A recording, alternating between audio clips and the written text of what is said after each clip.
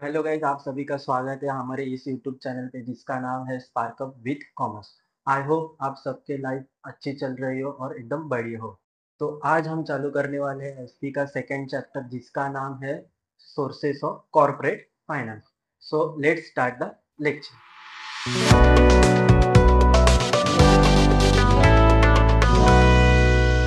तो सोर्सेस क्या होता है? सोर्सेस एक जरिया होता है पैसे आने का, the way the money comes, और उसको बोलते हैं मार्ग, मराठी में बोलते हैं मार्ग। तो कंपनी जो भी अपना कॉर्पोरेट फाइनेंस है, मतलब जो भी कॉर्पोरेट है कंफर्म, तो पैसा उसका एम है कि पैसा वो रेस करने का। तो पैसा वो कैसे रेस कर सकती है? एक है अपना फर्स्ट ओन कैपिटल और सेकेंड है अपना बोरोड कैपिटल। तो ओन कैपिटल का मतलब है कि खुद का कैपिटल, खुद के कैपिटल को इशू करना और लोगों से पैसा रेस करना। और सेकंड है अपना बोरोड कैपिटल। बोरोड कैपिटल मतलब दूसरों से बोरोड करना। फॉर एग्जांपल बैंक लोन हो गया, पब्लिक डिपॉजिट्स हो गया, डिबेंचर्स हो गया। ये एक टाइप का डेब्ट कैपिटल होता है, मतलब लाइबिलिटीज रहता है। तो ओन कैपिटल में आता है सबसे पहला दो चीज आते हैं ओन कैपिटल में। पहला आता है शेयर्स, फिर सेकंड आता है अपना रिटेन अर्निंग्स। तो शेयर्स का मतलब है share is a unit of the capital, मतलब जो भी जितना भी कैपिटल रहता है कंपनी का, उस कैपिटल को डिवाइड करते हो और उस जो भी पार्ट रहता है उसको क्या बोलते हैं हम लोग? शेयर्स बोलते हैं।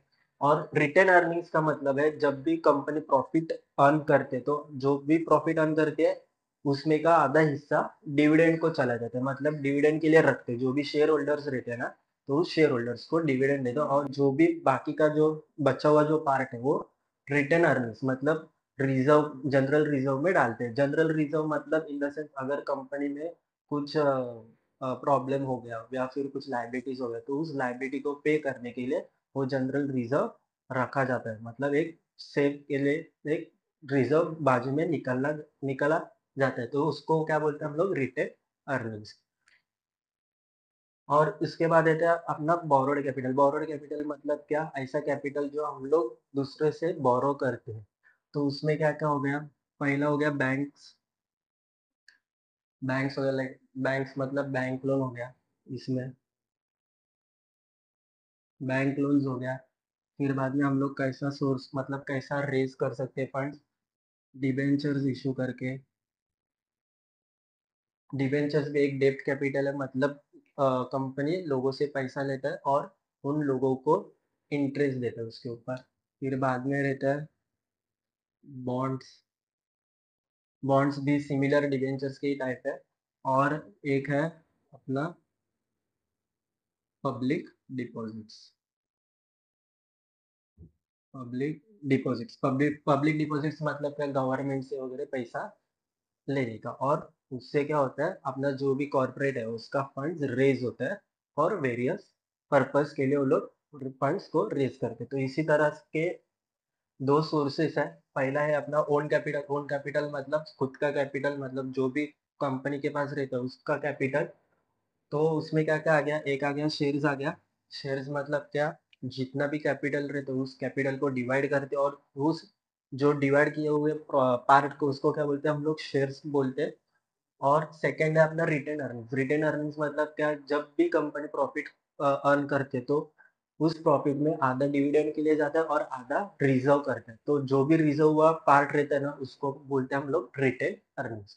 और जो सेकंड है अपना सोर्सेस है वो है बोरोड कैपिटल। बोरोड कैपिटल मतलब लोगों से पैसा लेना, मतलब बाहर एक्सटर्नल लाइबिलिटीज रहती है। तो हो गया इसमें बैंक लोन्स हो गया, बैंक से लोन लेना for various purpose. Debentures issue करना, डिबेंचर्स इशू करना। फिर बाद में आता है बॉन्ड्स इशू करना। फिर पब्लिक डिपॉजिट मतलब गवर्नमेंट से पैसा लेना। अभी हम लोग देखेंगे गाइस इसका अगला कंसेप्ट जिसका नाम है फीचर्स ऑफ शेयर्स। तो अभी हम लोग ओन कैपिटल में है, फिर बाद में हम लोग बोरोड कैपिटल में जाएंगे। तो फर्स्ट हम लोग देखेंगे ओन कैपिटल में क्या क्या आता है। शेयर्स और रिटेन अर्निंग्स आता है। तो पहला है अपना शेयर्स। तो शेयर्स का फीचर्स या फीचर्स मतलब उसको बोलते हैं हम लोग कैरेक्टरिस्टिक्स भी बोल सकते हैं, या फिर मराठी में उसको बोलते हैं वैशिष्ट्य, कि शेयर्स क्या, इसके पास क्या क्या कैरेक्टरिस्टिक्स है। तो पहला है मीनिंग। तो मीनिंग है अपना share is the smallest unit in the total share of the capital. Share एक स्मॉलेस्ट पार्ट है। किसका स्मॉलेस्ट पार्ट है? पूरा टोटल कैपिटल, मतलब जिसका कैपिटल मतलब जो भी कंपनी का कैपिटल है उस कैपिटल का एक छोटा सा पार्ट है।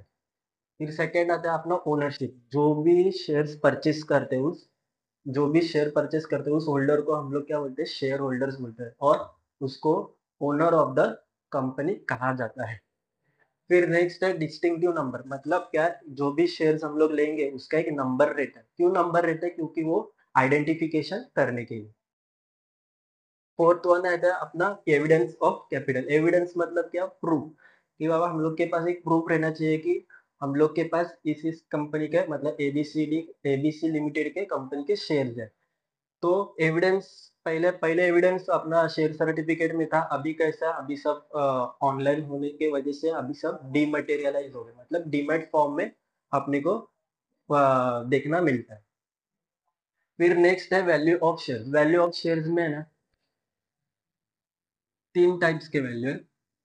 एक रहता है फेस वैल्यू, फिर रहता है इशू प्राइस, फिर रहता है मार्केट वैल्यू। इसको हम एमवी बोलेंगे। फेस वैल्यू जो है वो कंपनी डिसाइड करती है, जो शेयर सर्टिफिकेट में रिकॉर्ड रहता है। और जो इशू प्राइस मतलब क्या? जब भी कंपनी सेल करती है तो कौन से प्राइस पे सेल कर रही है इन द मार्केट। और मार्केट वैल्यू मतलब क्या? जो डिमांड एंड सप्लाई के फोर्सेस से बनता है। मतलब लोगों ने कितने, जब भी इशू किया था मार्केट में तो लोगों ने कितनी डिमांड दिखाई गई, तो डिमांड की वजह से क्या होगा? प्राइस बढ़ेगा। और सप्लाई की वजह से क्या होगा? प्राइस घटेगा। तो ये मार्केट डिसाइड करता है कि प्राइस ऑफ द शेयर कौन सा रहेगा और कौन सा रहेगा। फिर बाद में रहता है अपना राइट्स। जो भी शेयर होल्डर्स रहते हैं उनके कौन से राइट्स रहते हैं, तो उनका राइट्स है right to receive dividend, right to vote, right to attend meetings. तो ये सब राइट्स है। और बाकी बहुत सारे हैं एटसेट्रा है। ठीक है, तो ये सब राइट्स है। राइट टू रिसीव डिविडेंड मतलब उनको हक है कि डिविडेंड मिलना। फिर बाद में राइट टू वोट, जो भी वोटिंग्स रहता है बोर्ड ऑफ डायरेक्टर्स का हो गया, तो उनके लिए वो राइट दिया गया है। और राइट टू अटेंड मीटिंग, जब भी मीटिंग बोलते हैं ना एक बनाया जाता है, तब उनका एक राइट है कि मीटिंग को अटेंड करना। फिर नेक्स्ट है इनकम। तो इनकम क्या रहता है? इन लोग का इनकम रहता है डिविडेंड रहता है। डिविडेंड कब मिलता है? जब कंपनी प्रॉफिट अर्न करती है तो कंपनी एक उनको डिविडेंड देते हैं। फिर बाद में रहता है ट्रांसफरेबिलिटी। ट्रांसफरेबिलिटी मतलब क्या? ट्रांसफर, मतलब हम लोग share from one person to another person transfer कर सकते हैं। फिर नेक्स्ट है प्रॉपर्टी ऑफ शेयर होल्डर। जो भी प्रॉपर्टी मतलब जो भी शेयर्स है वो क्या है? मूवेबल है। मूवेबल मतलब क्या? हम लोग मूव कर सकते हैं from one person to another person, इसलिए उसको क्या बोला? Property of a share. मतलब क्या? मूवेबल है। जो भी प्रॉपर्टी है, शेयर्स की अपना प्रॉपर्टी हो गया। और उस प्रॉपर्टी को क्या कहा गया है? मूवेबल। मूवेबल मतलब one person to another person हम लोग ट्रांसफर कर सकते हैं। फिर बाद में रहता है काइंड्स। काइंड्स मतलब क्या? टाइप्स। इसको हम लोग टाइप्स भी बोलते हैं। तो टाइप्स कौन से हैं? एक है इक्विटी शेयर्स और सेकंड है preference shares. Equity shares are दो शेयर्स, मतलब ऑर्डिनरी शेयर्स रहते हैं। नॉर्मली इसका बेसिक प्राइस ₹1 से होता है, मतलब 100 के अंदर रहता है ये प्राइस। और प्रेफरेंस शेयर्स मतलब उनके लिए ऐसे शेयर्स जिनके पास प्रेफरेंशियल राइट्स रहते हैं। तो इनका जो भी प्राइस है, मतलब शेयर्स का जो भी प्राइस है वो 100 के बाद चालू होता है, मतलब 200, 500, 600, इनका बहुत ज़्यादा प्राइस रहता है। तो ये थे सब हम हमारे फीचर्स। तो बढ़ते हैं अगले कंसेप्ट की। हमारा नेक्स्ट कंसेप्ट है फीचर्स ऑफ इक्विटी शेयर्स। जो हम लोग ने पिछले अभी देखा था फीचर्स ऑफ शेयर्स में कि काइंड्स ऑफ शेयर्स। तो काइंड्स ऑफ शेयर्स दो टाइप्स के रहते हैं, इक्विटी शेयर्स और प्रेफरेंस शेयर्स। तो अभी हम लोग देखेंगे उसका फीचर्स। पहला हम लोग देखेंगे फीचर्स ऑफ इक्विटी शेयर्स। तो जो पहला फीचर्स है वो उसका है परमानेंट कैपिटल। परमानेंट कैपिटल का मतलब होता है कि ऐसा कैपिटल जो हम लोग वापिस नहीं ले सकते, not there is no repayment of a capital. लेकिन कब ले सकते, जब कंपनी वाइंड अप हो। वाइंड अप हो का मतलब होता है जब कंपनी क्लोज हो तब हम लोग को मिल सकता है। इसलिए उसको परमानेंट कैपिटल कहा गया। एक बार आपने इन्वेस्ट किया तो हम लोग बोलते ना, एक देख भी नहीं सकते कि वापस आएगा या नहीं आएगा। ये एक लॉन्ग टर्म शेयर्स है, इक्विटी शेयर्स। तो सेकंड फीचर है वो अपना है फ्लक्चुएटिंग डिविडेंड। फ्लक्चुएटिंग मतलब क्या, चेंज। फ्लक्चुएटिंग मतलब रहता है चेंज। चेंज मतलब हर साल हर महीने डिविडेंड अलग अलग आते हैं। क्यों? क्योंकि जो भी कॉर्पोरेट रहते हैं, जो भी कंपनी रहते हैं, वो पहला प्रेफर अपने प्रेफरेंस शेयर्स को देते हैं, मतलब प्रेफरेंस शेयर होल्डर्स को देते हैं। फिर जो भी बचा हुआ रहता है वो इक्विटी शेयर होल्डर्स को देते हैं। इसलिए उनका जो भी डिविडेंड है वो फ्लक्चुएट होता रहता है, मतलब चेंज होते रहता है। फिर नेक्स्ट है अपना राइट्स। तो राइट्स क्या क्या रहते हैं? Right to attend meetings. हम लोग मीटिंग्स अटेंड कर सकते हैं। Right to vote. हम लोग वोट कर सकते हैं, मतलब किसी भी बोर्ड ऑफ डायरेक्टर्स अगर नया आया तो उसको हम लोग वोट्स कर सकते हैं। फिर बाद में रहता है right to inspect books. Right to inspect books. Books मतलब जो भी बुक्स रहते हैं, मतलब जो भी बुक्स ऑफ अकाउंट्स रहते हैं हम लोग इंस्पेक्ट कर सकते हैं, मतलब हम लोग मतलब इक्विटी शेयर होल्डर्स इंस्पेक्ट कर सकते हैं। तो ये राइट्स हो गए और बहुत सारे राइट्स है। फिर नेक्स्ट फोर्थ आता है no preferential rights. Preferential rights मतलब preferential rights preference share holders को रहते हैं, मतलब पहला पेमेंट उन लोग को डिविडेंड किया जाता है, फिर उनको रीपेमेंट ऑफ कैपिटल भी रहता है। तो ये जो भी प्रेफरेंशियल राइट्स है ना, वो इक्विटी शेयर होल्डर्स वालों को नहीं रहता है। जैसे कि पेमेंट ऑफ डिविडेंड और रीपेमेंट ऑफ कैपिटल, तो वो नहीं रहता है। तो जो भी प्रेफरेंशियल राइट्स है ना, वो प्रेफरेंस शेयर होल्डर्स को रहता है कि पहला उनको डिविडेंड जाता है, फिर बाद में रीपेमेंट ऑफ कैपिटल भी हो सकता है उनका। तो ये सब प्रेफरेंशियल राइट्स हो गए। तो इक्विटी शेयर होल्डर्स के लिए क्या है, ये नो है, मतलब उनको नहीं प्रेफरेंशियल राइट्स मिलते क्योंकि उन लोग के पास ये सब राइट्स है, इसलिए। फिर बाद में आता है कंट्रोलिंग पावर। कंट्रोलिंग पावर मतलब क्या, जो भी इक्विटी शेयर होल्डर्स रहते हैं वो एक रियल मास्टर्स होते हैं। रियल मास्टर्स मतलब क्या, उनको ये सब राइट्स दिया गया रहता है, मतलब right to attend meetings, right to vote, right to inspect books. मतलब मैनेजमेंट जो भी रहता है ना, कंपनी का मैनेजमेंट और अफेयर्स, वो लोग पार्टिसिपेट करते हैं, इसलिए उन लोगों को कंट्रोलिंग पावर कहा गया है। फिर सिक्स्थ वन है अपना रिस्क। जो भी अपने शेयर होल्डर्स रहते हैं, इक्विटी शेयर होल्डर्स, उन लोग को शॉक एब्जॉर्बर्स बोलते हैं। शॉक एब्जॉर्बर्स मतलब उन लोग को कभी भी शॉक लगता है, मतलब डिविडेंड आ भी सकता है, नहीं भी आ सकता है, कैपिटल जा भी सकता है, या फिर आएगा, मतलब बोलते हैं ना कैपिटल आएगा भी या जा भी सकता है, कुछ बोलते हैं ना फिक्स नहीं रहता है। इसलिए उन लोगों को रिस्क है। जो भी जो भी इंसान, मतलब बोलते हैं ना, वो पैसे के लिए कॉशियस नहीं रहता है, मतलब जो होगा वो देखा जाएगा, तो वो लोग इक्विटी शेयर्स में डाल सकते हैं।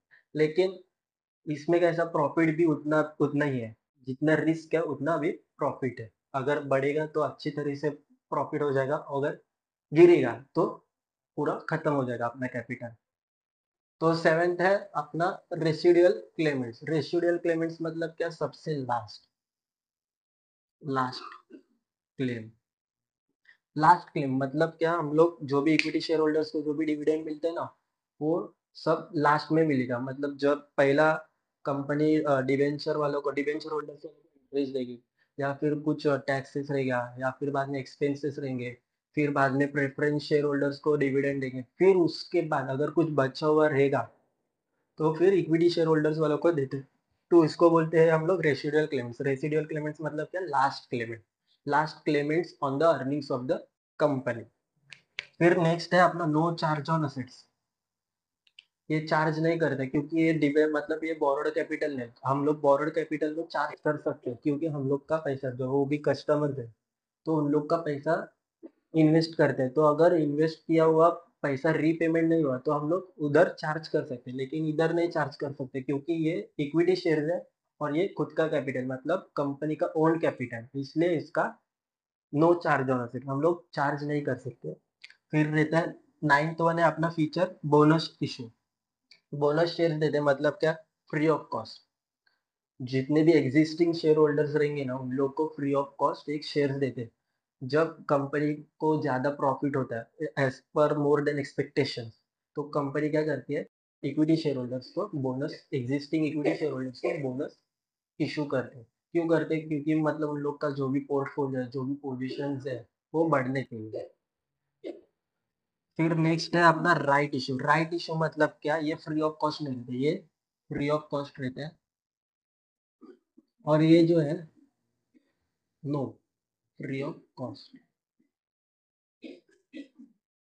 राइट इश्यू मतलब क्या, जब भी कंपनी को लगा कि हम लोग को अभी पैसे की ज़रूरत है, हम लोग को अभी बड़े-बड़े प्रोजेक्ट्स इम्प्लीमेंट करेंगे, तो उस इम्प्लीमेंट करने के लिए हम लोग को पैसे लगेगा, तो हम लोग कैसा सोर्स कर सकते हैं, मतलब कैसा सोर्सेस ऑफ मनी कर सकते हैं, राइट इश्यू करके, मतलब कुछ शेयर नए बना के इश्यू कर सकते हैं, तो ये फ्री ऑफ कॉस्ट नहीं रहता है, इसको इसके लिए हम लोग को चार्ज देना पड़ता है, मतलब पैसे इन्वेस्ट करना पड़ता है। तो नेक्स्ट कंसेप्ट है अपना nature of features of a preference shares. Preference shares मतलब क्या, ऐसा शेयर्स जो ऑर्डिनरी नहीं है, जिनके पास प्रेफरेंशियल राइट्स रहते हैं। प्रेफरेंशियल राइट्स मतलब क्या, first preference for dividend payment हो गया, फिर रीपेमेंट ऑफ कैपिटल हो गया, तो ये सब क्या हो गया हम लोग का प्रेफरेंशियल राइट्स।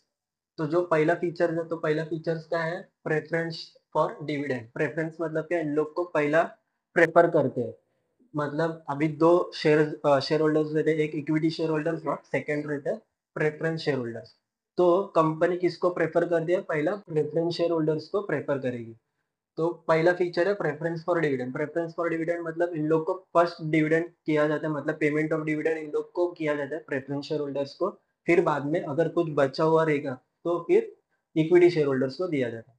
नेक्स्ट है repayment of capital. Repayment of capital मतलब क्या, उनको कैपिटल वापस मिलता है। जैसे इक्विटी शेयर होल्डर्स में था ना कि उन लोग को नहीं मिलता था, वैसा इधर नहीं है, इन लोग को रीपेमेंट ऑफ कैपिटल मिलता है। अगर कंपनी बंद हो गया या फिर कंपनी चालू है तो चालू होते मतलब ऑपरेट होते ही समय भी हम लोग रीपेमेंट ले सकते हैं या फिर वाइंड अप होते समय भी ले सकते हैं। फिर थर्ड वन है फिक्स रिटर्न्स। फिक्स रिटर्न्स मतलब क्या, जो भी रिटर्न्स रहते हैं, रिटर्न्स मतलब आप जो भी इन्वेस्ट करते हैं, तो इन्वेस्ट के ऊपर रिटर्न्स आता है। अगर हम लोग ने शेयर्स में इन्वेस्ट किया तो हम लोग के पास आएगा डिविडेंड। तो जो भी रिटर्न्स रहते हैं ना, जो भी रिटर्न्स रहते हैं तो फिक्स रहता है, मतलब फ्लक्चुएट नहीं रहता है। जैसा इक्विटी शेयर होल्डर्स में इक्विटी शेयर होल्डर्स को फ्लक्चुएटिंग डिविडेंड मिलता है, मतलब चेंज होते रहता है, तो इधर वैसा नहीं है, इधर अलग है, इधर फिक्स रहता है, फ्लक्चुएट नहीं होता। फिर बाद में है रिस्क। रिस्क थोड़ा कम रहता है as compare to the equity shares, क्योंकि इन लोगों को फिक्स डिविडेंड मिलता है और रीपेमेंट ऑफ कैपिटल मिलता है इसलिए। तो ये फोर्थ हो गए, चार हो गए हम लोग के फीचर्स। फिफ्थ वन है वोटिंग राइट्स। वोटिंग राइट्स मतलब क्या, इन लोग को कौन से वोटिंग राइट्स है, मतलब फर्स्ट हो गया अपना right to repayment of capital. फिर अगर इन लोगों का मतलब प्रेफरेंस शेयर होल्डर्स का अगर डिविडेंड बचा रहेगा लास्ट 2 ईयर्स, तो वो लोग बोल सकते हैं, मतलब कंपनी के पास राइट हक हक से बोल सकते हैं कि हम लोग का डिविडेंड पेमेंट का बाकी है। तो ये वोटिंग राइट्स है, मतलब compare to the equity share holders ये अलग है। इक्विटी शेयर होल्डर्स को कौन से वोटिंग राइट्स है, right to attend meetings, right to vote, right to inspect books, तो वैसे नहीं रहते। इन लोगों को नॉर्मल बेसिक राइट्स रहते हैं कि अगर इन लोगों को डिविडेंड नहीं पेमेंट किया रहेगा लास्ट 2 ईयर्स, तो ये लोग बोल सकते हैं कंपनी को, हक मतलब हक से बोल सकते हैं। और अगर रीपेमेंट चाहिए रहेगा कैपिटल का तो वो भी ले सकते हैं। तो इन लोग का ये राइट्स होगा। फिर सिक्स्थ वन है बोनस एंड राइट इशू। तो इन लोगों को नहीं मिलता, प्रेफरेंस शेयर होल्डर्स को नहीं मिलता, क्योंकि इन लोगों को ऑलरेडी ये दो प्रेफरेंशियल राइट्स है। ये जो दो है वो प्रेफरेंशियल राइट्स है। प्रेफरेंस फॉर डिविडेंड मतलब इन लोग को डिविडेंड पहला मिलता है, फिर बाद में इक्विटी को मिलता है, फिर इन लोगों को रीपेमेंट भी मिलता है, कैपिटल भी मिलता है। तो ये भी नहीं मिलेगा, सब दिया तो कैसा, मतलब कुछ बचेगा ही नहीं ना। तो बोनस और राइट इश्यू इन लोगों को नहीं मिलता है, एंटाइटल्ड नहीं है। फिर सेवेंथ फीचर्स है अपना नेचर ऑफ अ कैपिटल। अभी नेचर ऑफ कैपिटल कैसा रहेगा, जब हम लोग ने इक्विटी शेयर्स का देखा था, तो नेचर ऑफ कैपिटल था परमानेंट, मतलब हम लोग रिडीम नहीं कर सकते, ठीक है। तो इसमें कैसा है, इरिडीमेबल है, मतलब हम लोग रिडीम कर सकते हैं। जैसा हम लोग ने इधर देखा था रीपेमेंट, वैसा सेम है, नेचर ऑफ कैपिटल और रीपेमेंट ऑफ कैपिटल सिमिलर। फिर नेक्स्ट है अपना nature of investors. Nature of investor मतलब नेचर मतलब इन्वेस्टर का थिंकिंग क्या है, माइंड सेट क्या है। तो जो भी इन्वेस्टर्स जो कॉशियस रहते हैं, कॉशियस मतलब क्या, पैसे की चिंता करते कि मेरा जो भी पैसा इन्वेस्ट करूंगा वो अच्छी तरह अच्छा जगह पे इन्वेस्ट करूंगा। तो जो चिंता रहती है पैसों की, तो वो लोग क्या करते हैं, प्रेफरेंस शेयर्स में इन्वेस्ट करते हैं। फिर नेक्स्ट है फेस वैल्यू। जो भी फेस वैल्यू रहता है ना कंपनी, तो कंपनी डिसाइड करती है, तो फेस वैल्यू 100 के ऊपर रहती है। As compare to equity share holder, equity share ये ज्यादा रहते हैं, relatively higher than equity share holders, sorry equity shares. फिर रहता है बाद में मार्केट वैल्यू। मार्केट वैल्यू जो है ना, वो उन लोग का सेम ही रहता है, क्यों, क्योंकि इन लोग को जो रिटर्न्स है, रिटर्न्स बोले तो डिविडेंड है, वो कैसा रहता है, फिक्स रहता है। तो फिक्स रहने की वजह से क्या रहता है, उन लोग का जो भी मार्केट वैल्यू है ना प्रेफरेंस शेयर का, वो भी फिक्स रहता है। नेक्स्ट कंसेप्ट है हमारा टाइप्स ऑफ प्रेफरेंस शेयर्स। तो हम लोग अभी टाइप्स देखने वाले प्रेफरेंस शेयर्स के कौन से टाइप्स होते हैं। तो पहला जो टाइप है वो है cumulative preference shares. Cumulative preference shares मतलब क्या है, अभी फॉर एग्जांपल एक एबीसी लिमिटेड नाम की कंपनी, तो उस कंपनी का फॉर एग्जांपल 2024 में प्रॉफिट नहीं हुआ, प्रॉफिट वो लोग ने अर्न नहीं किया, ठीक है। तो जो 2024 का जो भी डिविडेंड रहेगा ना, इसका जो भी डिविडेंड रहेगा, वो तो आउटस्टैंडिंग हो गया, आउटस्टैंडिंग मतलब अरियर्स हो गया, वो तो डिविडेंड मिलेगा नहीं प्रेफरेंस शेयर होल्डर्स वाले को। अगर फॉर एग्जांपल 2025 में उन लोग ने डिविडेंड, मतलब डिविडेंड बोल रहा हूँ, उन लोग ने प्रॉफिट अच्छा खासा अर्न किया, तो उन लोगों को डिविडेंड देना पड़ता है, ये साल का भी और ये साल का भी। तो ये क्या होता है, एक्यूमुलेटेड होते हैं, मतलब एक साथ मिलता है। और जो भी कंपनी का भी अरियर्स रहते हैं ना, जो भी आउटस्टैंडिंग डिविडेंड रहते हैं ना, तो वो इसमें पेड हो जाता है, इसलिए उसको बोला गया है क्यूमुलेटिव प्रेफरेंस शेयर्स।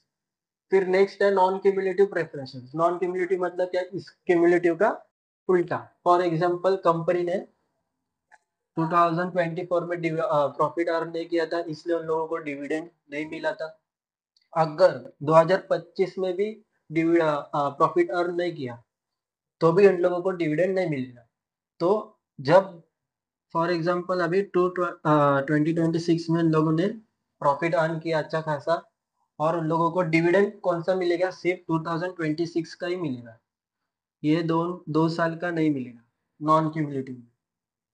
तो इसका उल्टा, क्यूमुलेटिव का उल्टा, मतलब इसमें एक्यूमुलेटेड डिविडेंड नहीं मिलता, मतलब क्या एक साथ नहीं मिलता है। जिस ईयर में अगर प्रॉफिट होगा उस ईयर का ही डिविडेंड मिलेगा। क्यूमुलेटिव में कैसा था, अगर 2 साल का बाकी रहेगा और तीसरे साल में प्रॉफिट अर्न किया कंपनी को, तो तीनों साल का भी डिविडेंड एक्यूमुलेटेड होके डिविडेंड मिलता है प्रेफरेंस शेयर होल्डर्स को। और नॉन क्यूमुलेटिव में कैसा, अगर 2 साल में डिविडेंड सॉरी प्रॉफिट अर्न नहीं किया कंपनी ने, तो 2 साल का नहीं मिलेगा। अगर तीसरे साल में किया प्रॉफिट अर्न, तो सिर्फ थर्ड ईयर का ही मिलेगा डिविडेंड। तो बाकी का जो प्रीवियस ईयर है उन लोग का डिविडेंड नहीं मिलेगा, उनका डिविडेंड नहीं मिलेगा प्रेफरेंस शेयर होल्डर्स को। तो बस यही सिर्फ फर्क था क्यूमुलेटिव और नॉन क्यूमुलेटिव में।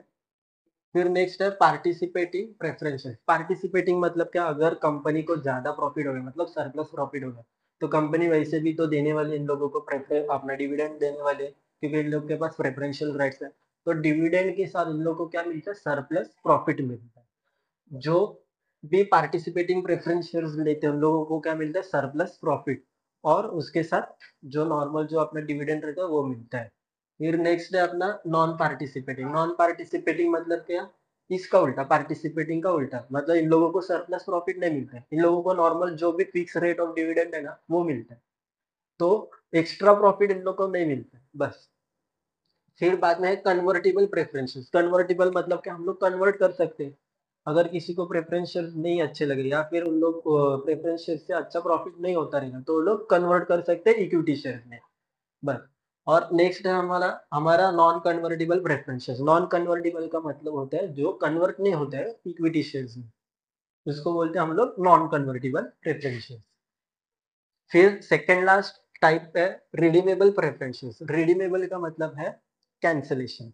मत रिडीम का मतलब है कैंसलेशन, मतलब जो भी कंपनी है वो वापस ले सकती है, रिडीम कर सकते हैं शेयर होल्डर्स से, और उसको बोलते हैं हम लोग बायबैक ऑफ शेयर्स। तो इसको बोलते हैं रिडीमेबल प्रेफरेंस। रिडीमेबल का मतलब है कंपनी जो है वो रिडीम कर सकते हैं आप लोगों से शेयर्स, और वो लोग पैसा दे सकते, पैसा देते हैं। उसको क्या हम लोग बोलते हैं बायबैक ऑफ शेयर्स। और लास्ट वन है हम लोग का इररिडीमेबल। इररिडीमेबल मतलब ऐसा शेयर जो हम लोग कैंसिल नहीं कर सकते, मतलब हम लोग जो भी कंपनी है वो वापस शेयर्स नहीं ले सकते, उसको हम लोग क्या बोलते हैं इररिडीमेबल प्रेफरेंसेस। तो ये थे हम लोग के टाइप्स। पहला है क्यूमुलेटिव प्रेफरेंसेस। क्यूमुलेटिव प्रेफरेंसेस का मतलब है 2 साल का अगर डिविडेंड बचा रहेगा अरियर्स में, तो थर्ड ईयर में उन लोग को एक्यूमुलेट मिलता है, मतलब एक साथ मिलता है। और नॉन क्यूमुलेटिव का मतलब क्या, अगर 2 साल में नहीं दिया कंपनी ने डिविडेंड और एक कुछ मतलब रीजंस की वजह से, मतलब प्रॉफिट अच्छा नहीं हुआ, तो जो अभी थर्ड ईयर में जो भी प्रॉफिट होगा तो उस प्रॉफिट में से ही डिविडेंड मिलेगा। 2 साल का डिविडेंड नहीं मिलेगा, जो भी अरियर्स था ना उसका नहीं मिलेगा, जो करंट ईयर में जो भी प्रॉफिट होगा उस प्रॉफिट से ही डिविडेंड मिलते हैं। और पार्टिसिपेटिंग प्रेफरेंशियल मतलब क्या, ऐसे शेयर जो डिविडेंड तो मिलता है, फिक्स रेट तो रहता है, फिक्स रेट ऑफ डिविडेंड तो मिलेगा ही, और उसके साथ सरप्लस प्रॉफिट भी मिलेगा। सरप्लस प्रॉफिट कब होते हैं, जब कंपनी ज्यादा प्रॉफिट अर्न करते एक्सपेक्टेशन से, तो उन लोगों को सरप्लस प्रॉफिट देते हैं और उसके साथ फिक्स रेट ऑफ डिविडेंड भी मिलता है। और नॉन पार्टिसिपेटिंग का मतलब क्या, इन लोगों को सरप्लस प्रॉफिट नहीं मिलता है, normally fix rate of dividend मिलता है। कन्वर्टिबल का मतलब रहता है कन्वर्ट कर सकते हैं हम लोग इक्विटी शेयर्स में। और नॉन कन्वर्टिबल का मतलब है प्रेफरेंस शेयर्स से। नॉन कन्वर्टिबल मतलब इक्विटी शेयर्स में हम लोग नहीं कन्वर्ट कर सकते। और सेकंड लास्ट है रिडीमेबल। रिडीमेबल मतलब क्या, कैंसलेशन, मतलब कंपनी हम लोग से वापस शेयर्स परचेस कर सकते हैं, मतलब उसको बोलते हैं बायबैक ऑफ शेयर्स कर सकते हैं। और कंपनी उन लोग को पेमेंट कर सकते हैं। तो पेमेंट कैसा कर सकते हैं, इक्विटी शेयर्स देके भी कर सकते हैं या फिर डायरेक्ट कैश भी दे सकते हैं। इररिडीमेबल का मतलब है जो कैंसिल नहीं होता है, मतलब जो हम लोग ऐसे शेयर जो हम लोग कैंसिल नहीं कर सकते, मतलब बायबैक नहीं कर सकते कंपनी। तो ये थे हमारे टाइप्स ऑफ प्रेफरेंस शेयर।